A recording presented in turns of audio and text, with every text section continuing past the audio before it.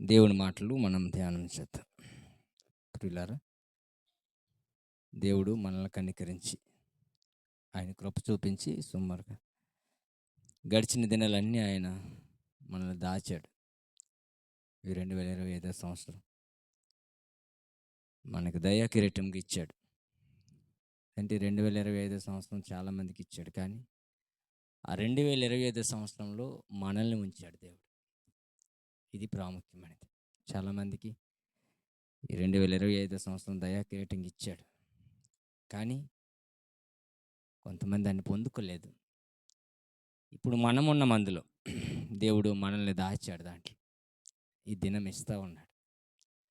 కాబట్టి ఏది ఏమైనా కానీ దేవుని యొక్క తీర్పు, దేవుని యొక్క మాటలు కొద్ది నిమిషాల పాటు మనం ధ్యానం చేద్దాం. లోకాసు వార్తలోని కొన్ని మాటలు. లోకాసు వార్త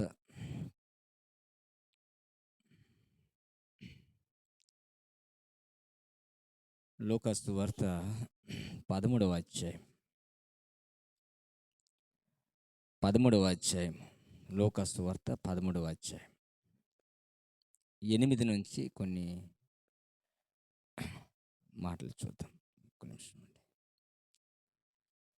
13వ అధ్యాయం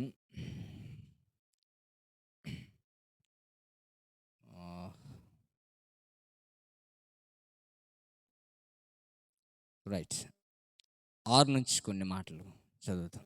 యేసుక్రీస్తు వారు ఉపమానం ప్రాముఖ్యమైనటువంటివి. అవి దేవుడు ఉపమానం లేకుండా ఏ ఒక్కరికి ఏది బోధించలేదు. కాబట్టి ఇది ఒక ఉపమాన రీతిగా మనం కూడా ధ్యానం చేయబోతున్నాం. నేను చదువుతాను, చక్కగా గమనించండి. మరియు ఆయన వారితో ఈ ఉపమానం చెప్పాను. ఒక మనుష్యుని ద్రాక్ష తోటలో అంజూరపు చెట్టు ఒకటి నాటబడి ఉండెను. అతడు దాని పండ్లు వెతక వచ్చినప్పుడు ఏమీ దొరకలేదు. కనుక అతడు, ఇదిగో 3 ఏళ్ల నుండి నేను ఈ అంజూరపు చెట్టును పండ్లు వెతుకుతున్నాను, కానీ ఏమీ దొరకలేదు. దీనిని నరికివేయము, దీనివలన ఈ భూమియు ఏల వ్యర్థమైపోవాలని ద్రాక్ష తోట మాలితో చెప్పాను. అయితే వాడు, అయ్యా, నేను దాని చుట్టూ త్రవ్వి ఎరువు వేయమట్టుకు ఈ సంవత్సరం కూడా ఉండనిమ్ము. అది ఫలించిన సరే, లేని ఎడల నరికించి వేయమని అతనితో చెప్పాను. అది కూర్చున్న సమయంలో కళ్ళు వాల్చండి. చిన్న ప్రార్థనతో ఈ మాటలు మనం ధ్యానం చేసుకుందాం. మహోగణుడు దేవా, మీకు స్తోత్రాలు చెల్లిస్తుంది. తండ్రి, మీ పరిశుద్ధ గ్రంథంలోని మాటలు ఎన్నో మాటలు ఓదార్పునిచ్చేవి, హెచ్చరించేవి, ప్రేమ చూపించేవి, సమయానుకూలను బట్టి మాట్లాడి సరిచేసేవి.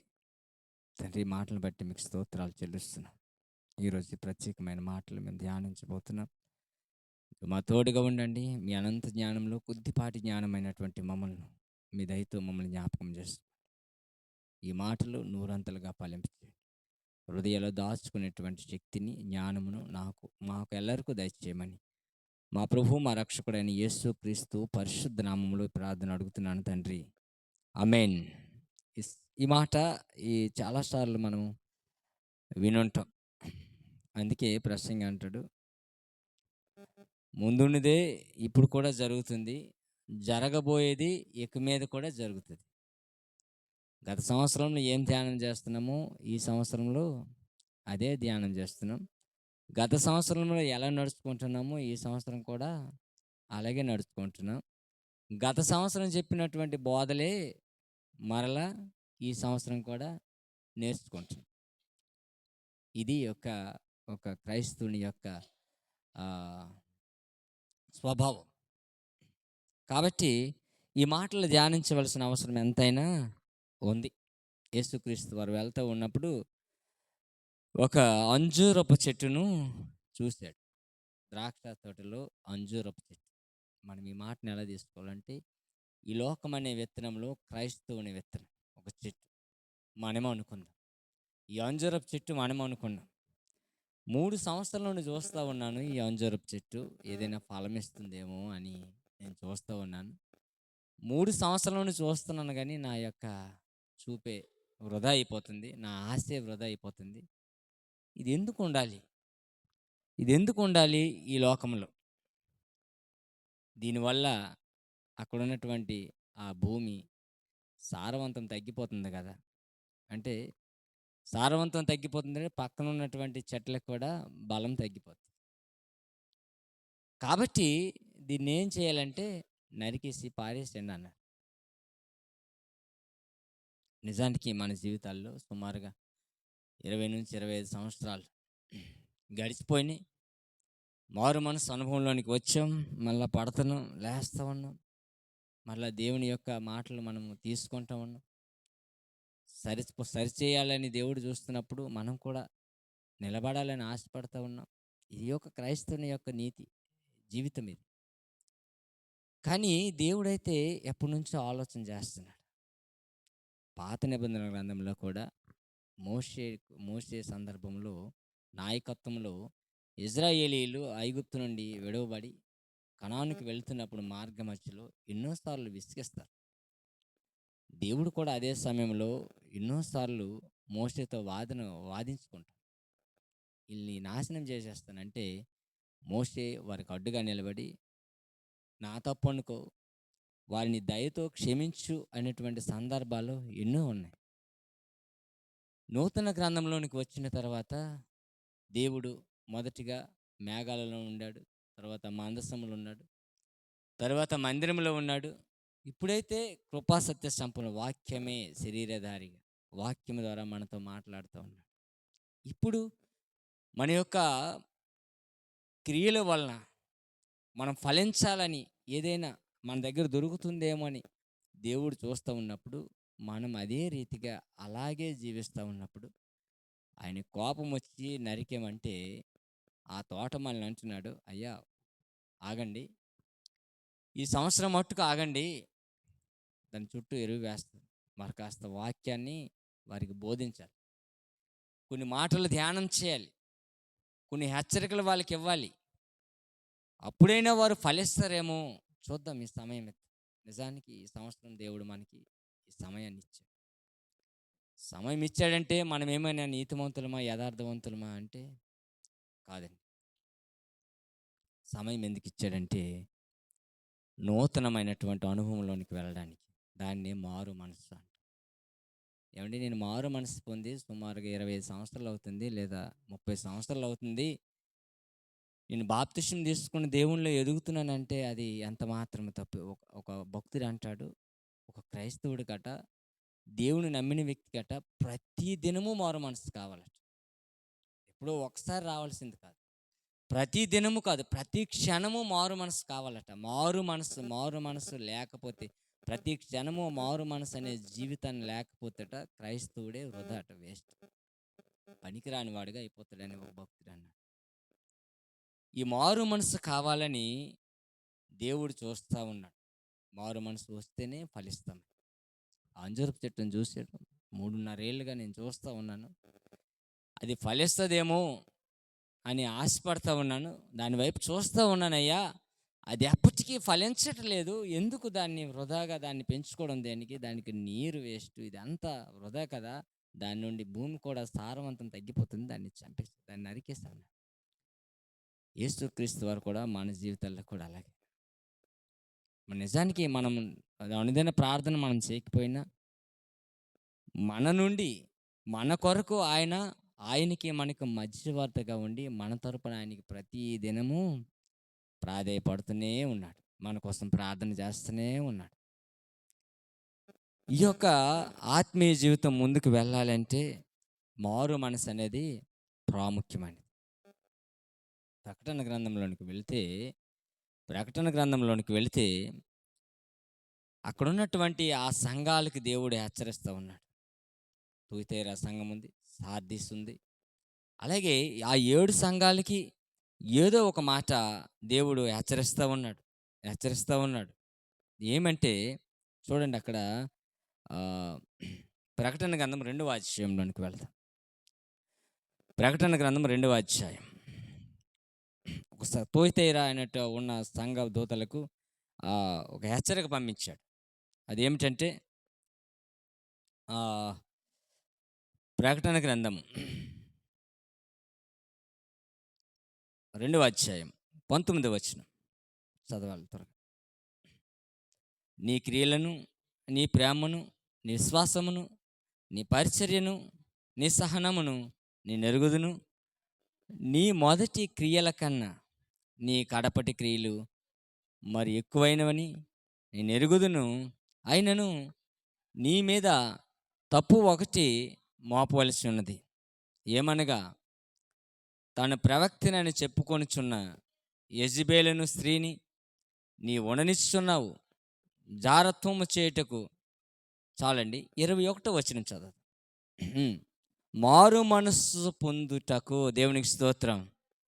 ఏమండి, నీ క్రియలు నేను ఎరుగుదును, నీ ప్రేమ నేను వెరుగుదును, నీ విశ్వాసం నాకు తెలుసు, నీ పరిచర్య తెలుసు, నీ సహనము నాకు తెలుసు. నీ మొదట ఏ క్రియలు ఉన్నవో ఇప్పుడు కడపటి ఏ క్రియలు ఉన్నాయో ఇవన్నీ కూడా నేను ఎరుగుతాను.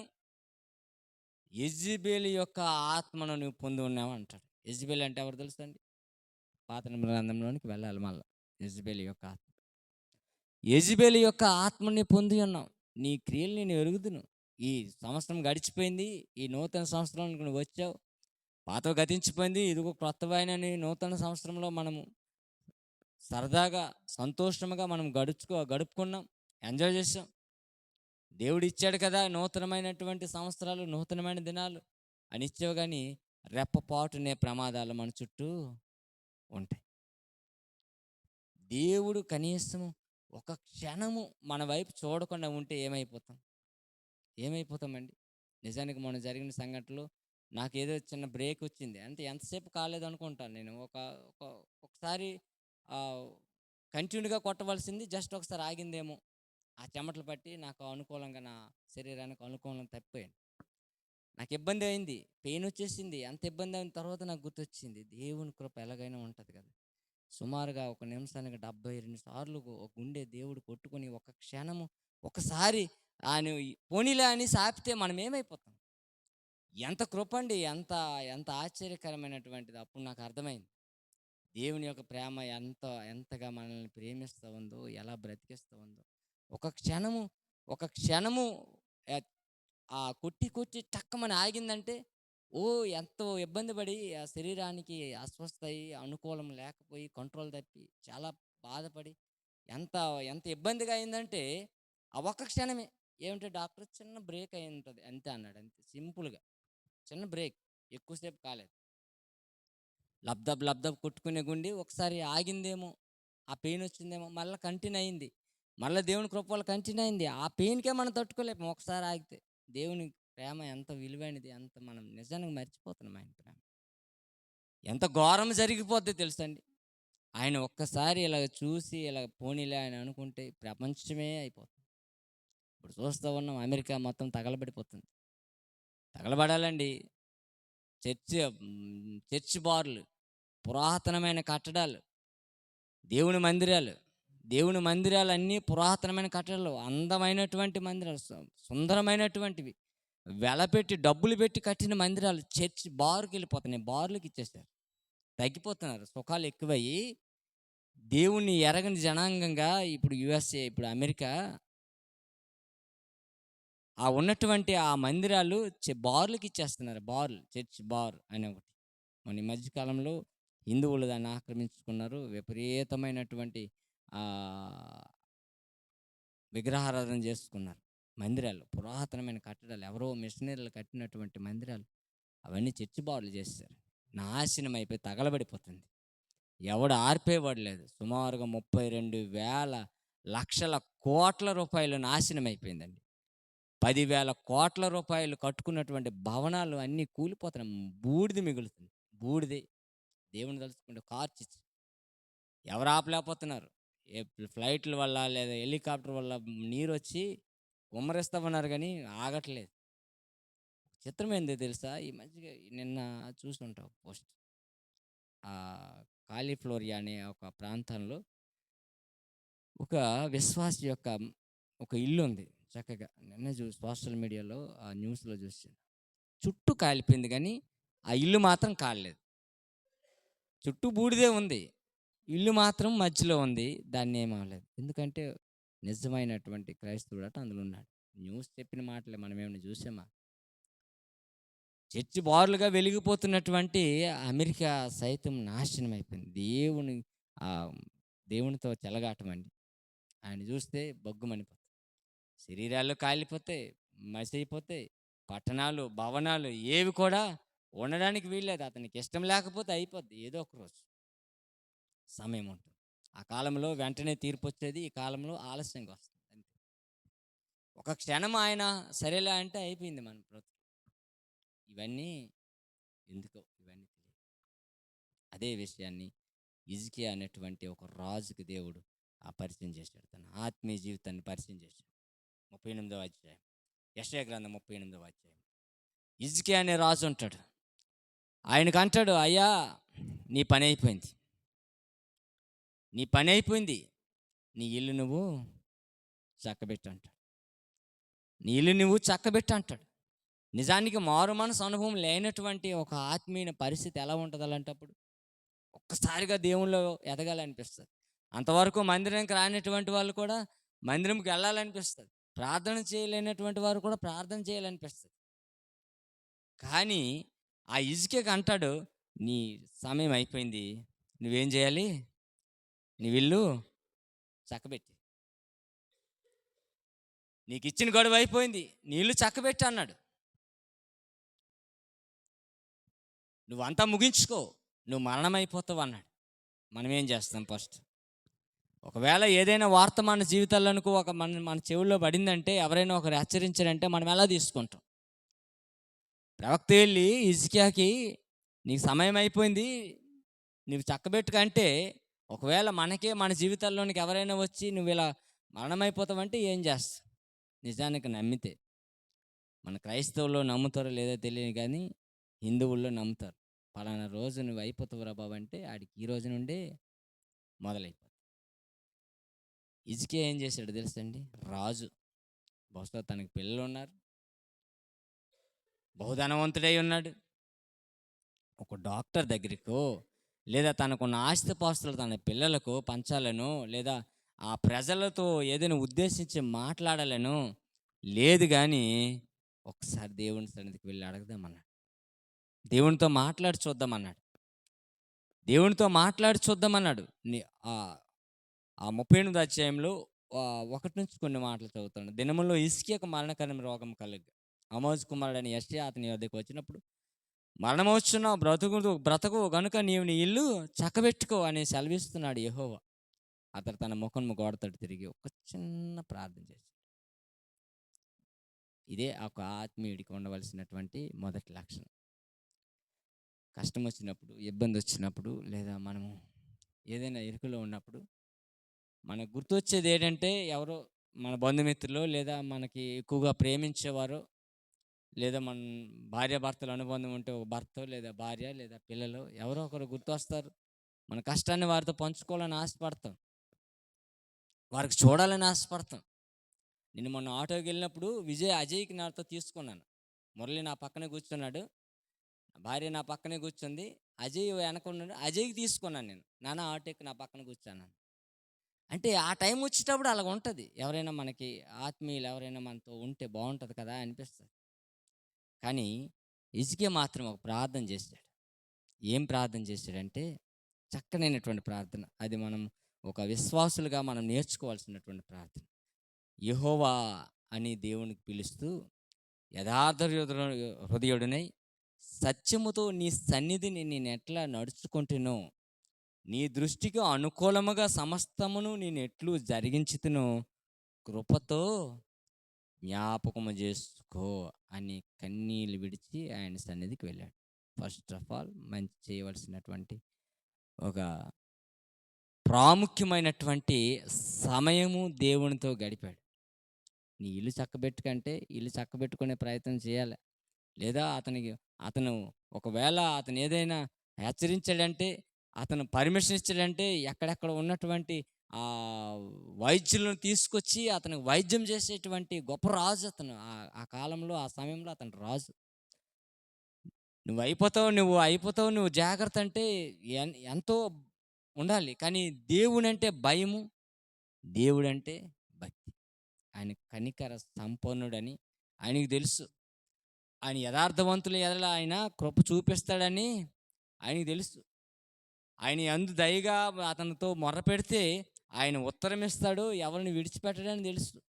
ఆయన యొద్దకు వెళ్ళి వారిని ఎంత మాత్రం త్రోసివేయడు అనేటువంటి సంగతి ఆయనకి తెలిసేమో ఒకసారి వెళ్ళి జ్ఞాపకం చేసుకున్నాడు. నేను ఎలా ఉన్నాను, నేను ఎలా జీవించాను, నీ యొక్క మాటలు నేను ఎక్కడైనా తప్పానా, నా యథార్థతను ఒకసారి జ్ఞాపకం చేసుకో, నా క్రియలు జ్ఞాపకం చేసుకో, నేను ఎలా నడుచుకున్నాను జ్ఞాపకం చేసుకో, ఒకసారి నన్ను జ్ఞాపకం చేసుకో అని ఆయన సన్నిధిలో మోకరించి గోడ తట్టు తిరిగి, గోడ తట్టు ఎందుకు తిరిగాడంటే యెరూషలేము అటు పక్క ఉంటుందేమో. ఎందుకంటే సొలొమోను చెప్పాడు కదా, యెరూషలేము తట్టు ఎవరైతే ముఖం తిప్పి ప్రార్థన చేసి అడుగుతారో వారికి అన్నీ ఇవ్వబడతాయని సొలొమోను అప్పుడు వాగ్దానం అతను మందిర ఆవిష్కరణలో చేసిన మాటలు మనం జ్ఞాపకం చేసుకోవాలి. బైబిల్ చదివి తెలుస్తుంది.